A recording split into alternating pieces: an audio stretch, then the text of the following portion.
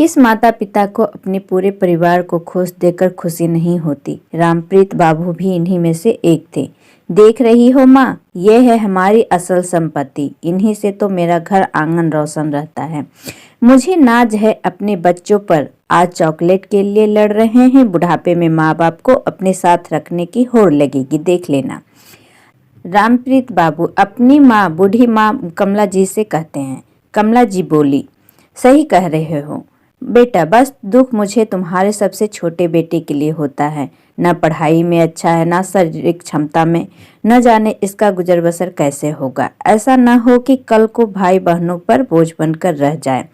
रामप्रीत बाबू बोले, नहीं माँ, अपने जीते जिंदगी इसे भी सक्षम बनाकर जाऊंगा, वरना अब बच्चे खुद कुछ नहीं करते और बाद में अपने माता पिता को उसका जिम्मेदार ठहराते हैं। राहुल सबसे छोटा है, भाई बहन उसका ध्यान रखे न रखे, वो खुद अपना ध्यान कैसे रखेगा इसकी व्यवस्था जरूर कर दूंगा ताकि वो अपनी जीविका चला सके। और रामप्रीत बाबू ने उसके लिए छोटा सा व्यवसाय शुरू करवा दिया। रामप्रीत बाबू का बड़ा बेटा रमेश डॉक्टर की पढ़ाई पूरी करके उसी शहर में अपना काम कर रहा था। दूसरा बेटा इंजीनियरिंग खत्म करके बेंगलुरु में नौकरी करने गया। तीसरे नंबर पर उसकी लाडली बेटी रमा थी, जिसके लिए उन्होंने एक अच्छा लड़का देख रखा था, क्योंकि भाइयों ने कहा था पहले बहन की शादी हो जाए, बाद में हम अपने बारे में सोचेंगे। दीपावली की छुट्टी में पूरा परिवार इकट्ठा हुआ था। माता पिता बहुत खुश थे। रोहन बेंगलुरु से मिठाई लेकर आया था। सब मिल बांट कर खा रहे थे।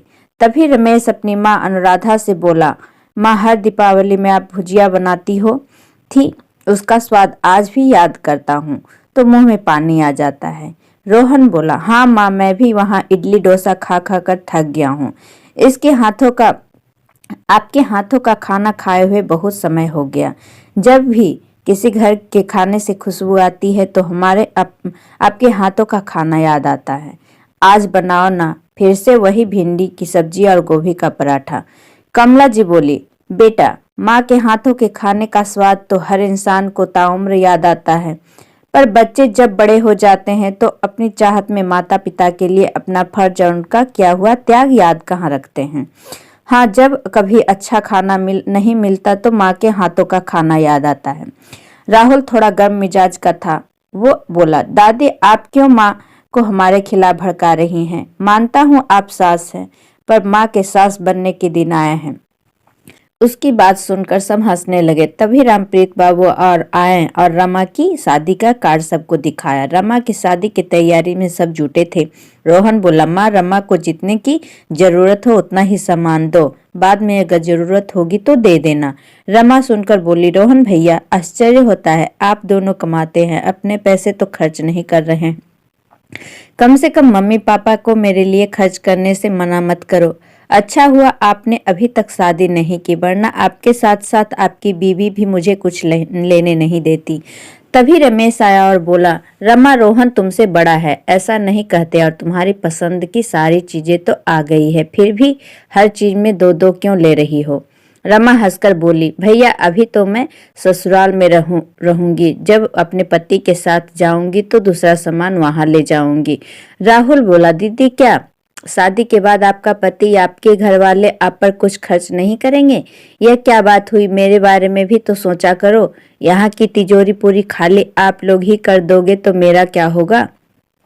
अरे, मैं सबसे छोटा हूँ, इसका मतलब ये नहीं कि मेरे हाथ में खाली कटोरा आएगा। रमा गुस्से में, माँ, अच्छा हुआ मेरी शादी आपने तय कर दी, वरना जब भाई ऐसे हैं तो सोचो भाभियाँ कैसी होगी। माँ बोली, अरे सब तुम्हें छेड़ रहे हैं बेटा, अभी जितनी हमारी औकात है उस हिसाब से हमने तुम्हें सब कुछ दे दिया।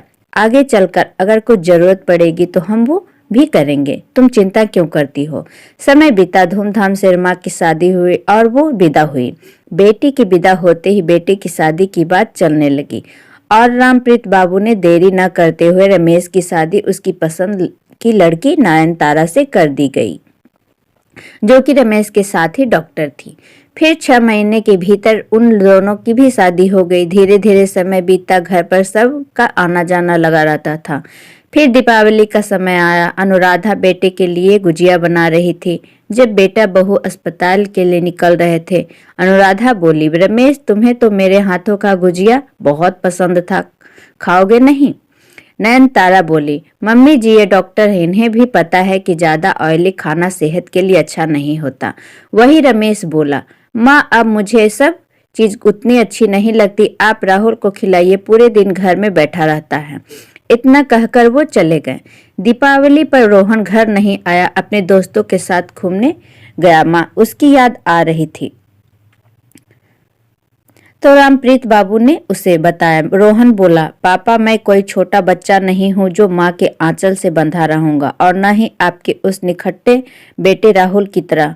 माँ को कहिए अपने शौक है उस पर पूरे करे। अनुराधा ने बेटी दामाद को भी दीपावली पर आने का न्योता दिया। रात में सब आए। अनुराधा ने पूरे परिवार को अपनी तरफ से उपहार दिया। रमा बोली, माँ लोग सही कहते हैं, जब बहू आती है तो बेटी पराई हो जाती है। आप बड़ी भाभी को पुश्तैनी हार दे रही है और मुझे सोने की चैन।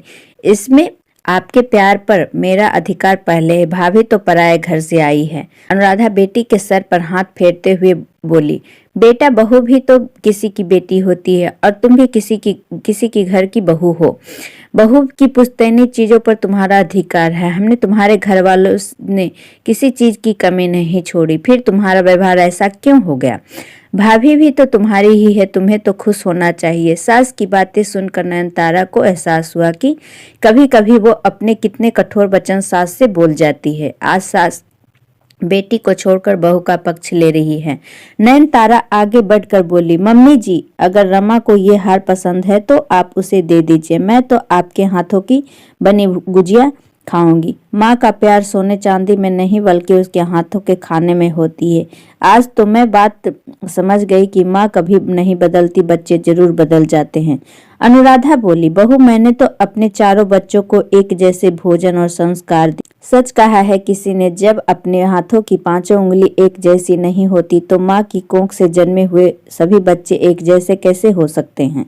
मेरी बेटी है तो क्या हुआ, मैं तुम्हारे साथ भी अन्याय नहीं होने दूंगी। इसके हिस्से की खुशी मैं इसे पहले ही दे चुकी हूँ। अब इन चीजों पर तुम्हारा अधिकार है। रमा पहले से नाराज थी। अगले दिन जाने का समय राहुल बोला, दीदी माँ तो आज तक हम चारों में से सबसे ज्यादा आपसे ही प्यार की है, और आप ही सबसे ज्यादा उपहार भी, फिर भी आप भी दुखी हैं। रमा बोली, मेढक के भी जुबान आ गए, करता धरता कुछ नहीं और मुझे चला समझाने। राहुल बोला, मानता हूँ मैं आप लोगों की तरह सफल इंसान नहीं बन पाया, पर अपने मन में इस ख्याल को भी नहीं आने देता कि माँ ने हम चारों में से भेद किया। राहुल की बातें सुनकर कमला जी बोली, देखना बहू, एक दिन तुम्हारा ये नासमझ निखट ध्रुव तारा की तरह चमकेगा। रमा चली गई। अगले दिन बेटे बहू को थोड़ी देर से जाना था।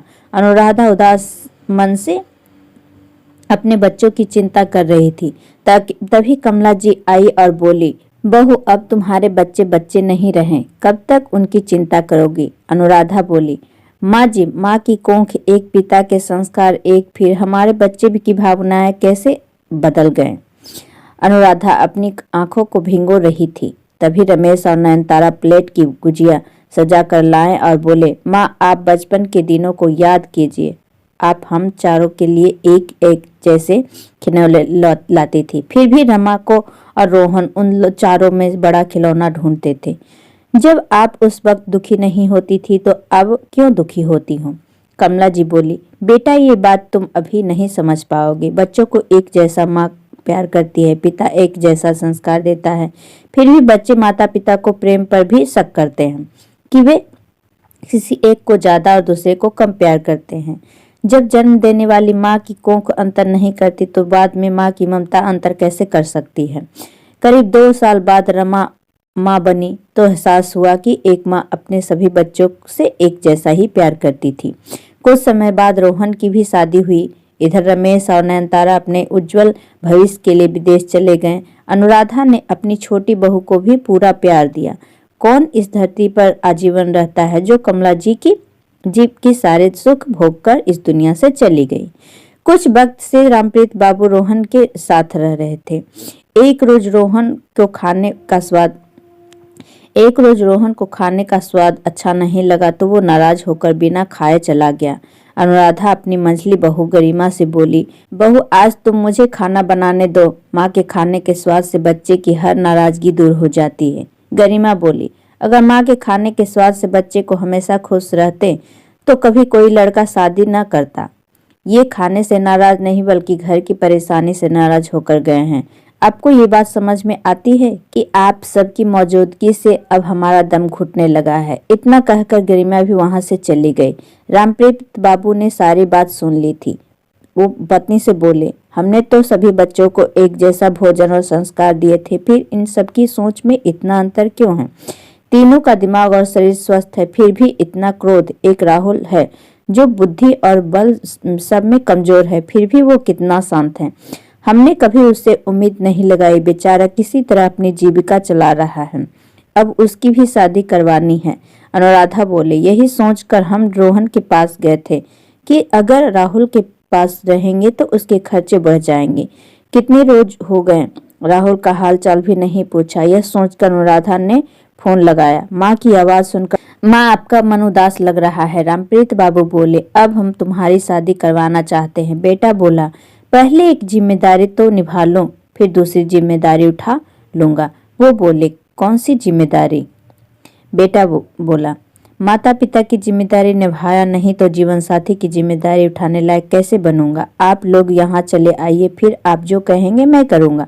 पिता की आंखें नम थी जब उन्होंने राहुल को बताया कि वो घर वापस आना चाहते हैं तो बहुत खुश हुआ, और वही रोहन और गरिमा उनके जाने का नाम पर बहुत खुश हुए। एक बार उन्होंने रोका तक नहीं, बल्कि तुरंत 2 दिन बाद उनका टिकट करवा दिया और 2 दिन बाद दोनों वापस घर चल गए। बेटा माता पिता को देखकर बहुत खुश था। अपना छोटा सा व्यवसाय अच्छी तरीके से चला रहा था और साथ में बच्चों को संगीत सिखाने का काम भी शुरू किया था। उससे बचपन से ही उसे पढ़ाई में कम और संगीत में रुचि ज्यादा थी। ये देखकर माता पिता बहुत खुश हुए। उस रोज अनुराधा बोली, सब बेटे को खोटा सिक्का कहते थे, सच कहा है लोगों ने। कौन सा सिक्का कब धुतारा की तरह चमक जाए कोई नहीं जानता। कुछ समय बाद राहुल ने अपनी इच्छा जताई कि वो किसी मध्यवर्गीय लड़की से विवाह करना चाहता है जो घर परिवार माँ बाप को अपना समझकर रहे। ईश्वर ने उसकी इच्छा सुन ली और नैना जैसी सुलझी हुई लड़की से उसे मिली। नैना के आते ही राहुल की सारी परेशानियां खत्म हो गई। राहुल अपने माता पिता के साथ खुश रहने लगा। भाई बहन दूर से ही हालचाल पूछते और बड़ा बेटा 2 साल में एक आध बार आता। रामप्रीत बाबू पत्नी के साथ अपना आखिरी वक्त अपने घर में अपने छोटे बेटे के साथ ही रह गए। फ्रेंड्स, अपने बच्चों का माँ बाप से कई उम्मीद रखते हैं। बचपन में माँ के हाथों का खाने का स्वाद तो याद रहता है, पर वो भूल जाते हैं कि जिन बच्चों को माँ बाप ने एक जैसा प्यार किया, जब माँ बाप के प्रति उनकी जिम्मेदारी का वक्त आता है तो वो बस लेना जानते हैं। अपनी जिम्मेदारियों का निर्वाह करना वो कैसे भूल जाते हैं। आपको ये कहानी कैसी लगी? आपने अनुभव विचार कमेंट में जरूर बताएं। कहानी का मनोरंजन एवं सही समझकर सुने और शेयर करें ताकि औरों के मन की भावनाएं आप जान सके। धन्यवाद। फिर मिलते हैं अगले वीडियो में, जब तक के लिए बाय बाय।